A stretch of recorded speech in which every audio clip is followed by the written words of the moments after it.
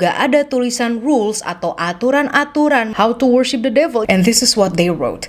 Tidak boleh membahas Tuhan atau Yesus, jangan membahas gereja setan, dan ketiga, jika satu telah membunuh, act like nothing happened.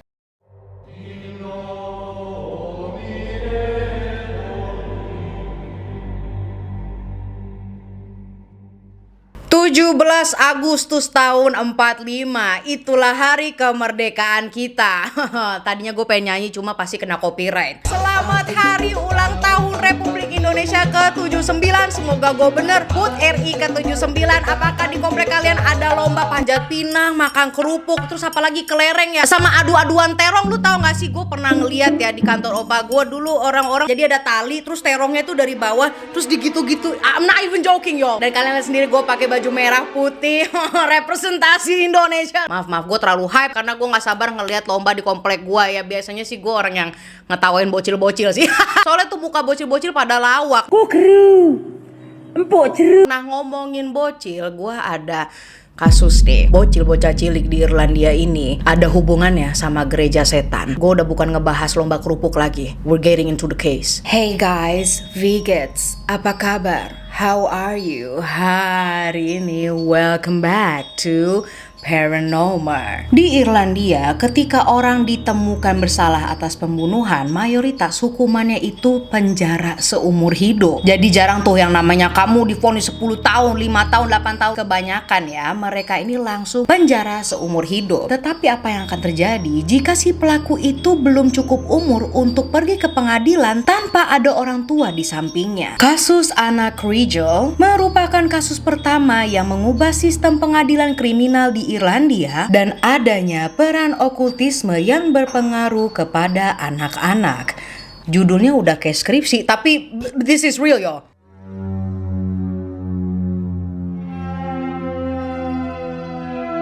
Anastasia Kriegel lahir di Novokuznetsk di Rusia. Kayaknya gue salah baca ya, pokoknya di kota itu pada 18 Februari tahun 2004. Dan dari bayi aja nih hidupnya Anna tuh kurang fortunate karena nggak lama setelah dia lahir ini dia tuh ditaruh di orphanage atau yatim piatu. Terus institusi itu gagal dan akhirnya dia diterlantarkan lah. Lalu beberapa tahun barulah ada seorang pasangan suami istri yang namanya Geraldine dan Patrick Kriegel yang berasal dari kota Fingal di Irlandia. Sepasang ini memang gak bisa punya anak, udah berkali-kali coba, terus hasilnya ya nihil. Maka dari itu mereka memutuskanlah untuk adopsi anak aja deh, dan ketemulah mereka dengan si Anna ini di panti asuhan. Nah, panti asuhan kok institusi yatim piatu, mohon maaf. Jadi orphanage itu adalah panti asuhan. Panti asuhan yang udah gak terurus. Dan dibawalah dia ke Irlandia ketika si Anna ini tuh udah TK. Nah, what happened? Pasangan ini tuh gak ganti namanya Anna sama sekali. Bahkan berusaha mengajarkan Anna tentang negeri Rusia tuh apa. Mulai dari tarian, adatnya, pokoknya ortu ini tuh baik banget lah agar si Anna itu masih inget dia berasal dari mana atau tidak menghilangkan darah Rusianya Anna. Ya udah deh tuh si Anna tumbuhlah di lingkungan yang sehat dan penuh cinta. Namun sayangnya ketika ia masuk sekolah, keadaannya tuh berubah dan Anna susah untuk punya teman baru. Dikarenakan si Anna ini tuh udah dibawa semenjak TK. Ingat ya, dia itu panti asuhannya, terus TK-nya itu di Rusia, yang dimana dia masih susah lah beradaptasi dengan bahasa Inggrisnya yang belum fasih. Namun dari awal dia itu nggak begitu cemas akan belajar di sekolah baru, dikarenakan dia ini mempunyai bakat yang membuat sekolahnya si Anna itu jadi tertarik lah sama dia. Dia ikut kelas menari dan terus dilanjutkan setiap tahun. Lalu dia juga ikut tim renang, yang dimana si Anna digabungin juga tuh sama tim anak SMP karena si Anna ini seatletik itu. Tetapi di lain sisi kesiannya nih, si Anna tuh udah banyak penyakit dari muda. Ketika dia masih SD, Anna sudah menjalankan operasi pengangkatan tumor. Sebelum menjadi ganas akhirnya diambilkan tuh. Dan gak tahu gimana nih side effect-nya setelah dia operasi pengangkatan tumor, kok ya kupingnya, ya ini mungkin possible ya kan, disclaimer gue bukan dokter, dia menjadi tuli di bagian kuping kanan. Jujur gue juga nggak tahu saintifiknya gimana, ini ada di Wikipedia, kalian bisa lihat sendiri. Selain itu, si Anna ini merupakan salah satu anak kecil yang tulangnya itu tumbuh jauh lebih cepat daripada muscles-nya, ototnya. So that being said, ketika dia umur 12 tahun, tingginya itu udah mencapai 5'8". Itu kalau di Indonesiain ya 172 cm tinggi banget nggak tuh SD kelas 6, selain tulangnya dia itu cepet tumbuh duluan daripada ototnya, parasnya juga terlihat jauh lebih dewasa daripada umurnya. To the point, orang-orang ini nggak percaya kalau dia anak SD, SMP gitu. Dan sering dianggap udah dewasa di atas 18 tahun. Dikarenakan tingginya dan backgroundnya si Ana zaman kecil itu kurang menyenangkan lah ya. Dia masih susah tuh dapetin teman baru dan malah sering hangout lah sama anak-anak yang jauh lebih muda daripada Ana. Salah satunya adalah sepupu cowok Ana yang masih SD. Now, despite her look, Ana itu masih anak yang innocent atau lugu dan belum terpengaruh kenakalan remaja sama sekali, bahkan naif. Guru-gurunya Ana pun cemas akan kehidupan dia nanti ketika dia masuk SMA. Apalagi di zaman kita itu ngebulinya ada dua metode, offline dan online. Seperti anak remaja yang lain, Ana juga mainlah sosial media yang ternyata si Ana ini menjadi subjek bully di lingkungan sekolahnya. Ana nggak salah apa-apa tapi jadi topik yang sering diposting lah sama anak-anak sekolahannya dia. Orang tua Ana cemas, ya siapa sih yang nggak cemas, dan mengambil HP-nya Ana setiap pulang sekolah. Jadinya dia cuma pakai HP tuh buat komunikasi aja. Other than that, langsung diambil untuk kebaikan Ana. Nah, pada suatu hari ketika orang tuanya ngecek handphonenya Ana ini, ternyata dia nih punya fake account loh yang dia buat lagi untuk nge-stalk komenan-komenan jahat ke dia dan juga ikut ngatain diri sendiri. Seakan-akan dia adalah salah satu murid yang benci sama Ana, ngebully Ana juga, dan komenan jahat itu pun disupport sama orang-orang lain. Lo paham kan maksud gue? Jadi dia ngebully diri sendiri tapi pakai akun lain. Orang tuanya ketar-ketir kan, kayak ya waduh anak kita kok begini ya pak, konsepnya kok begini logisnya. So what happened? Orang tuanya sepakat lah mencari pertolongan dari sekolah dengan cara si Ana ini mending ada sesi konseling aja deh sama guru BK. Nah, ini nih, jangan percaya sama guru BK, apalagi kalau kalian pengen sekolah di luar negeri. Nggak usah. Gue masih inget ya bikin video, gila udah zaman baheula anjir, gue masih cringe deh kayaknya. Gue pernah bikin video pengalaman SMA di Amerika dan sebenci itu gue sama guru BK anjir. Bocor rahasia lo semua. Namun, gue balik lagi ya, maaf curhat, namun guru BK-nya dari sekolah Ana ini ternyata cukup bagus for some reason. Karena menurut catatan si guru BK ini, kondisinya Ana semakin membaik dan mulai open up lah. Everything went right, semuanya berjalan dengan baik hingga 14 Mei tahun 2018. Pada hari itu Ana pulang sekolah lebih cepat dan dia tuh pengen makan siang di rumah aja deh sebelum nanti balik ke sekolah lagi untuk sesi konselingnya dia itu kan. Ketika dia sampai rumah, dia siapin makanan sendiri, abis itu mau telepon mamanya nih. Yang ternyata nggak diangkat karena emaknya tuh lagi meeting. Yang sedih adalah hari itu merupakan hari terakhir bagi ibunya untuk berkomunikasi dengan Ana. Yang mana si ibu tuh sempet say goodbye, cium peluk anaknya pada pagi hari sebelum dia pulang sekolah. So yes, gue balik lagi nih ya. Jadi si ibunya nggak angkat telepon tuh pas lagi siang hari. Ya udahlah dia makan siang sama bapaknya. Yang memang hari itu si bapak lagi di rumah sembari ngurusin tanaman atau tumbuhannya lah. Lalu beberapa jam kemudian, lebih tepatnya jam 5 sore, ada seseorang yang mengetok kediaman Ana. Terus pas lagi dibuka nih pintunya sama bapaknya, bukan sama Ana. Ada bocil cowok yang palingan umurnya tuh masih di bawah Ana. Dan si bocil cowok ini kita kasih nama aja Reja. Soalnya yang namanya Reja tuh mayoritas yang gue tahu ya bangor anjir. By the way, kalau kalian nanya emang nama aslinya siapa, apparently namanya itu nggak pernah dipublikasi, hanya Ana doang. So yaudah kan tuh si bapaknya juga bingung pasti buka pintu lah, kok ada adik-adik kelas cowok, tapi tetap dipanggil deh tuh sama bapaknya Ana. Ada bocil tuh nyariin kamu. Ana pun bingung lah, siapa dah. Terus pas lagi dilihat lagi, oh iya itu namanya Reja. Si Reja ini merupakan salah satu murid yang satu sekolah sama si Ana. Apakah mereka saling kenal? Enggak. Apakah mereka berteman? Ya enggak, orang enggak kenal, cuma tahu nama aja. But regardless, si Ana ini tetap pergilah sama Reja karena Reja tuh ngajak jalan-jalan. Yang nggak tahu kemana lah itu bapaknya. Begitupun juga Ana ikut aja dia. Ibunya pulang memang agak malam tuh. Terus si ibu bingung, kok nggak ada anak gue nih. Ditelepon terus deh sama si ibu kan. Plus dikirim teks juga yang bertulisan cepat pulang, kamu di mana?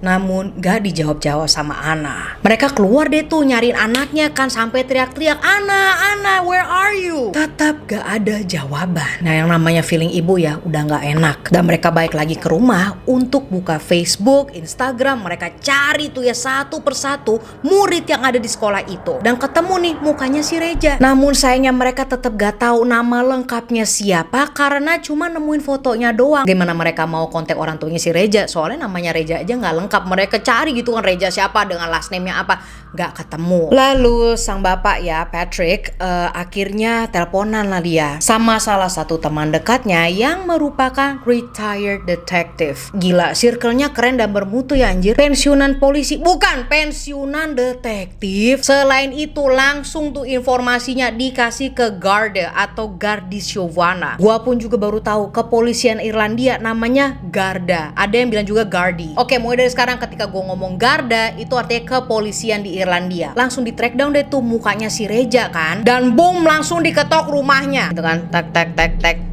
Jadi gini Bu, Pak, panggil Rejanya deh. Kaget gak tuh? Polisi nyari bocah. Ditanyalah si Reja ini atas keberadaannya Ana. Ya kita jalan-jalan sih Om ke taman. Abis itu aku pulang duluan soalnya mau ngerjain PR. Jadinya Ana ditinggal sendirian di taman sih. Pas dicari keliling taman itu yang dia sebut lah, pihak Garda gak nemuin keberadaan Ana sama sekali. Maupun sepatunya atau apalah yang dijatuhin, who knows. Dan setelah itu akhirnya masyarakat di distrik area sekolahnya Ana jadi mengetahui info anak hilang. Dan di pagi hari mereka aktif tuh mencari keberadaannya Ana di area-area hutan juga. Karena siapa tahu nih dia jalan-jalan ke hutan terus jatuh, God knows what happened, terus terluka gak bisa jalan kan serem. Namun belum ketemu juga. Pihak Garda balik lagi tuh nanyain Reja. Terus si Reja punya cerita baru. Jadi nih katanya dia nih si Reja pergi ke rumahnya Ana untuk ngebawa yang ngajak si Ana ke rumah temennya Reja. Lo mesti dengerin nih paham-paham biar gak kebingungan. Nah Reja ini bilang kalau si Ana tuh suka sama temennya. Jadi si Reja ini sok berperan menjadi mak comblang gitu, yang kayak yuk gua anterin deh ke rumahnya dia, kita ketemuan di sana.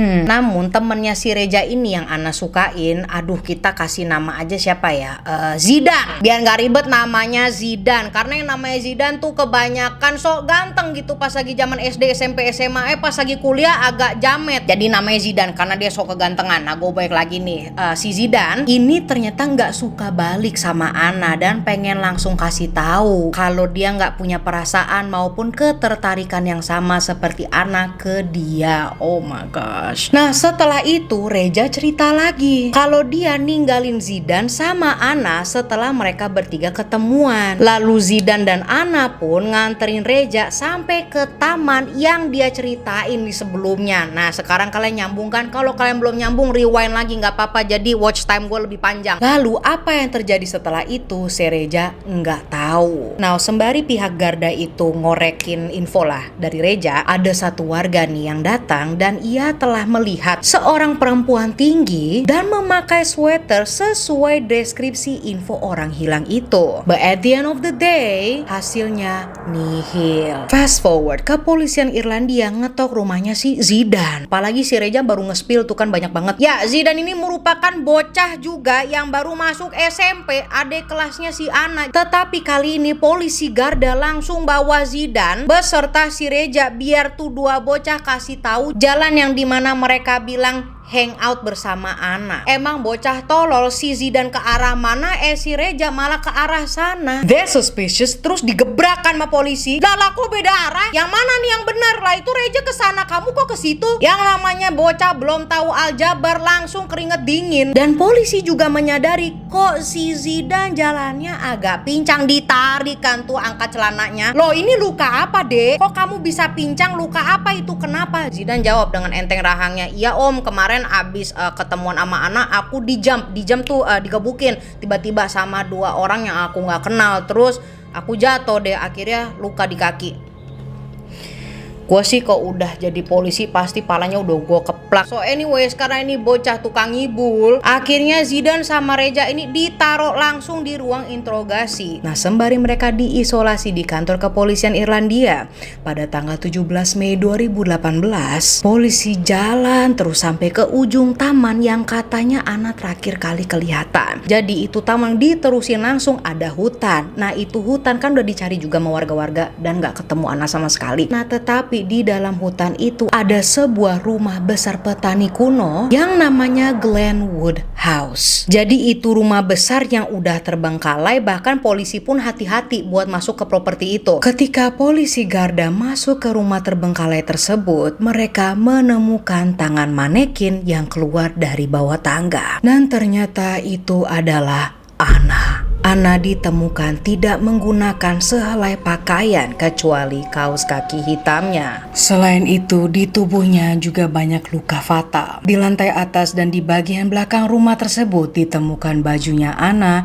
iPhone-nya Ana yang sudah pecah, batu bata dan papan kayu yang berdarah beserta kulit manusia dan helaian rambut Ana yang menyangkut. Ketika pihak Garda mengangkat badan Ana, mereka menemukan tape atau lakban gitu ya, yang ada di sekeliling lehernya Ana. Ketika diautopsi, Ana ini meninggal dikarenakan head and neck injuries, yang artinya adalah benturan fatal pada kepala dan leher. Lalu kukunya itu banyak yang copot dan ada beberapa luka di bagian badannya yang menunjukkan resistance atau self defense, yang artinya adalah dia sempat melawan si pelaku. Lalu di bagian kemaluannya itu ditemukan DNA lain, yaitu milik Zidane dan Reja. Setelah semuanya terkulik, HP, laptop, dan bahkan rumahnya Zidane dan Reja ini dibongkar, pihak Garda menemukan banyak hal-hal disturbing yang ada di dalam HP-nya Zidane. History Google-nya Zidane itu ada cara pembunuhan yang gruesome atau paling keji